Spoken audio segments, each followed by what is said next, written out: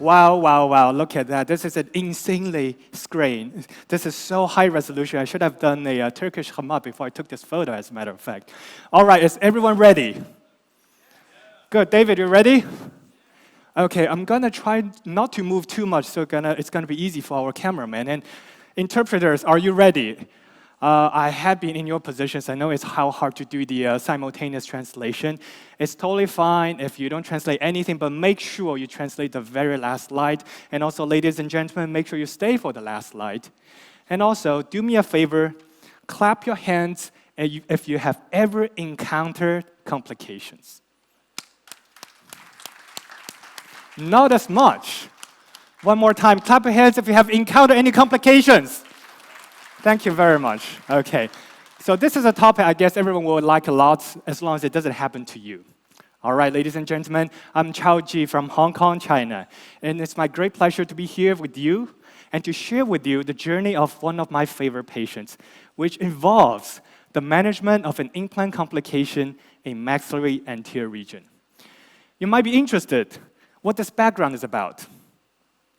Is it on fire? Is it red blood cells? About the blood supply? Let's find it out together as we go through the journey of our patient. So time flies back to 2019. One day, I got a call from my doctor in the office. Hey, Jack, I want you to take a look onto this case as I might want your help for a soft tissue grafting. Great, let's have a look. You know I love challenges, and this is a huge one. Let's meet our patient, Miranda. She was 20 years old when she first came to our practice and met the referring dentist. She fell down from the horse riding at the age of 12 and lost her 2 teeth, 2 and 2-3. She had been wearing a removable partial denture ever since, and she was so keen on having a natural smile with fixed teeth. Clinically, she's got pretty good oral condition, localized gingival inflammation and recession at 2 to 4. But what happened to her? Our referring dentist was kind enough to share the surgical photos with me, starting off with very thin gingival phenotype and very highly resorbed ridge. He was able to squeeze in 2 4.3 millimeter diameter implant into this very tight ridge, and the exposed implant surfaces were grafted with xenograft particles and then covered with a double-layer collagen membrane. Parallel to sharp dissection was made at the buccal flap with an attempt for an optimal closure. And then he told me over the healing period of time, there was flap adhesions, there was lots of bone particles. So at the time of stage 2, he did another round of GBR, and this is what we got after 2 rounds of GBR.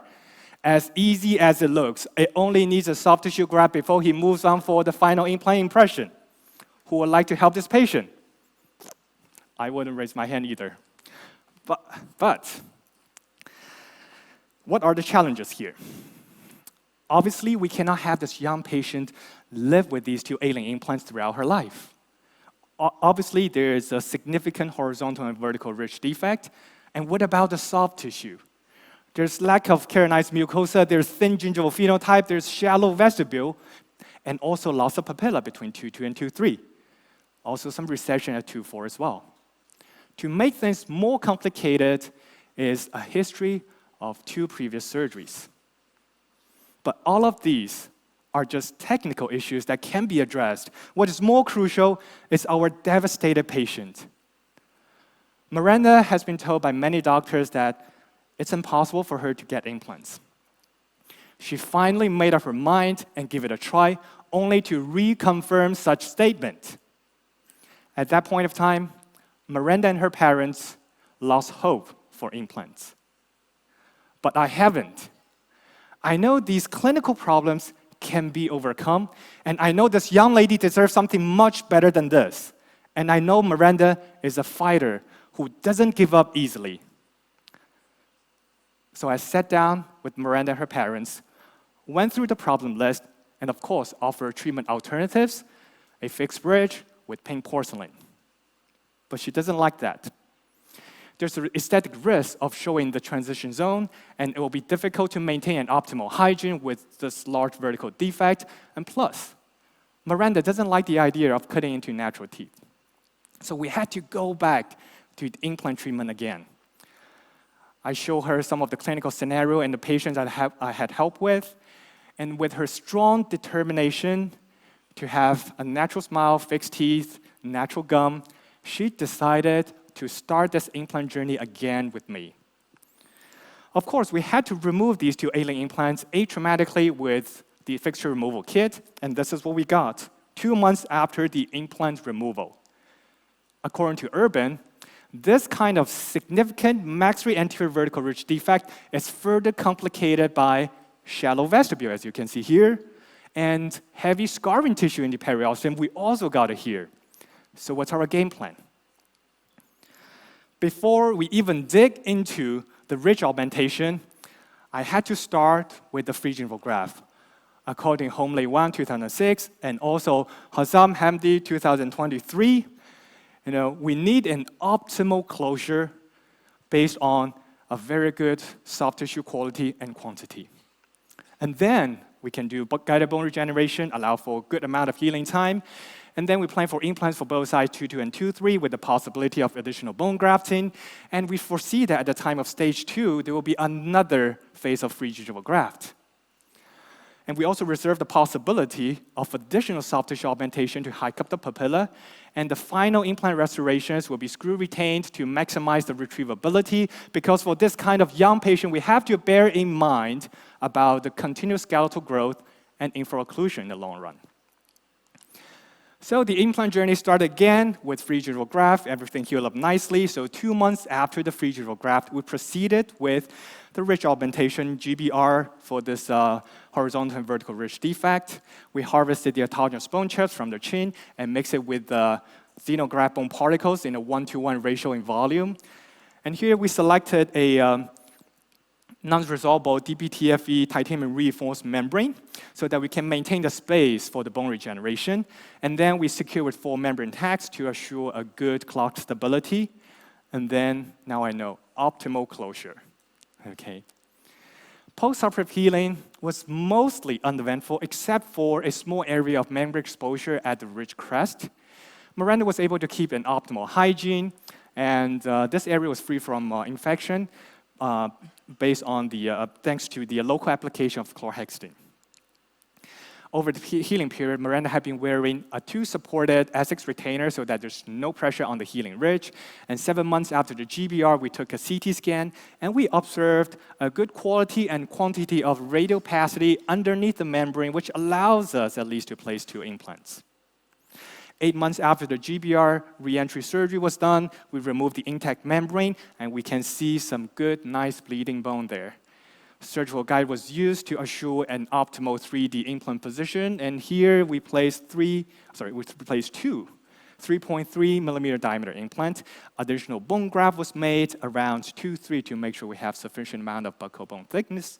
And here we also use mucoderm, a cellular collagen matrix, to be used as a membrane, but also to further increase the vertical soft tissue thickness. Optimal closure was achieved again, and this time, finally, we have some good result with the submerged implant healing. And as you can see, 3 months later, the mucogingival junction was still quite coronally positioned. So as we planned, at the time of stage 2, we did another round of free gingival graft so that we can have sufficient amount of keratinized mucosa around both implants to ensure the long-term implant health.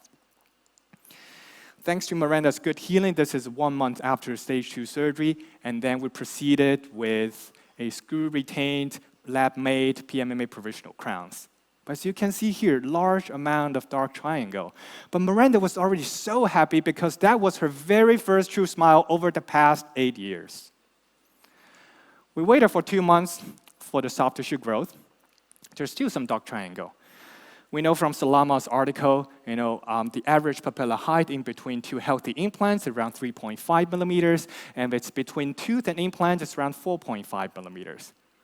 At that point, Miranda asked, push a little bit limit, can we do a little bit further? Can we further reduce the dark triangle? How would you respond?